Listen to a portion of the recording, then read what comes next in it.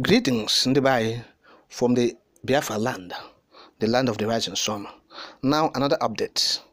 Eastern Nigeria elders go spiritual, seek UN intervention over Nnamdi. Now the elders from the old eastern region have gone spiritual and also seek UN intervention in the release of the detained leader of the indigenous people of Biafra, IPOB Nnamdi. Now the elders summed Kanu'S ancestral home at Afaruku, Igbo, in Umuahia, Abia State, on Tuesday to seek divine intervention. The elders, who came from the 9 states of the defunct eastern region, engaged in intensive prayers in Onyendu's home. They were said to have surrounded the graveside of Onyendu's late parents, His Royal Highness Eze Israel and Ugeze Kanu. Of course, you recall that Onyendu was arrested, or even better still, abducted and extraordinarily renditioned from Kenya in June 2021 and has since been detained at the Abuja headquarters of the Department of State Services, that's DSS. Now his family and lawyers have challenged the abduction and continued detention of Onyendu, but the federal government led by President Muhammadu Buhari has refused to let Onyendu go. Now addressing newsmen later after the prayers, Bishop Dr. Hiyek Ohonis Kings, who read from a prepared text, appealed to international community to prevail on the federal government of Nigeria to release the leader of the IPOB, Onyendu Nnamdi, in honor of the United Nations opinion and various court judgments ordering Onyendu's unconditional release. The text, which was jointly signed by Chief Agonsi Ebere and Anyekan Ekanem, on behalf of the elders, noted with concern the deplorable health condition of the leader of the IPOB, Onyendu Nnamdi, which is said would worsen if no urgent intervention came his way. Now let me quote part of the statement, part of that text. I quote, Nnamdi is gravely ill with 3 life-threatening serious heart condition, hypertension and low potassium levels. All of these conditions demand specialist medical care and complex medical intervention that are not available at the facility where he is currently detained. End of quote. So now this is what is happening, and the leaders are praying, or the elders, they are praying, they are conjuring, if you like, to make sure that the United Nations intervenes, because according to them, that is where it is now.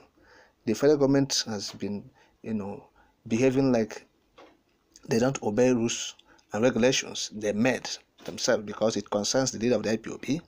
That's how they behave. This federal government, they decide on the law they will obey. And not only the law that will obey, and with the time they will obey the law. Firstly, they decide, say, look, this is the one we want to obey. Among the laws we have made, we will obey this one.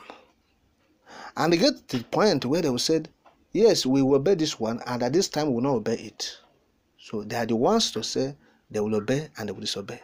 And in the case of Nnamdi, they have decided not to obey the court judgment. So now the Igbo elders have said, we have to take this to prayers. It has gone beyond the ordinary. Let's conjure. Let's go spiritual. Let's pray fervently to Almighty Chukwu Abiyama for his deliverance, for his intervention. Of course, God will not intervene directly. He must use the human beings. And so the elders are praying that God should use the UN officials to intervene in this matter. Okay? So the elders converged at Afaruku, Ibeko.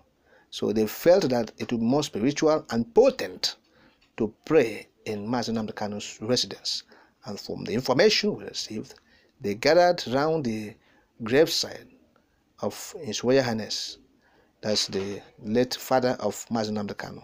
And so it has spiritual undertone that they are in Afaruku, they are in Nnamdi's country home.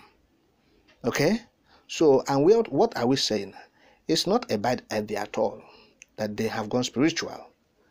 It's not a bad idea because I hope we used to say that when the particular birds refuse to perch, and it will fly and fly and it will not perch. Of course, the hunter will fire the bullet without targeting it or timing it. Just fire it, and that is it. So that reckless firing can catch the bird and apprehend it.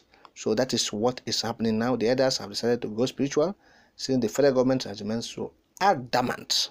They want to frustrate the people of eastern Nigeria by detaining the leader of the IPOB. You see what is happening. The sit at home has been there for almost 2 years now, and people are complaining that, oh, sit at home. But the complaint should go to the president of Nigeria, who have not obeyed the court directive to release the leader of the IPOB. You see, when the foundation is wrong, what would the righteous do? The foundation is that the executive arm of government in Nigeria, or the government of Nigeria, has disobeyed the court directive, the court judgment. And you have set a bad precedence for anarchy, lawlessness, chaos. That is it. And that's why when they talk about the gunmen or non-gunmen, we're going to ask them, who are the non-gunmen?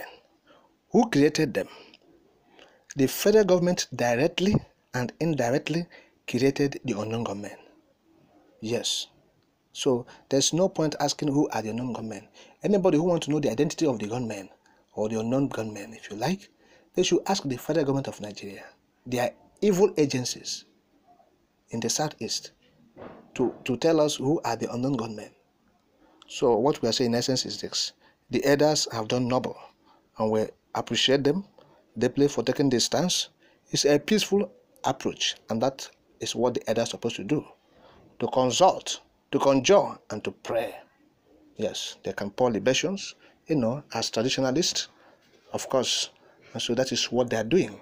Those who are into prayers can be praying, and that is it.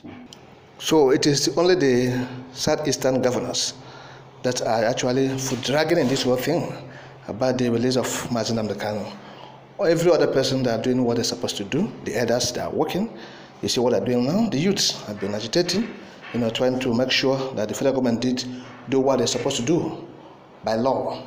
But the leaders, the senators, the federal house members, the governors from the eastern zone, the House of Assembly members, even the commissioners, appointees, particularly the federal government appointees, both ministers and the other federal commissioners and the directors and the chief executive officers of parastatals and the federal government agencies and departments, for those who are from the southeast. What are they doing? Nothing.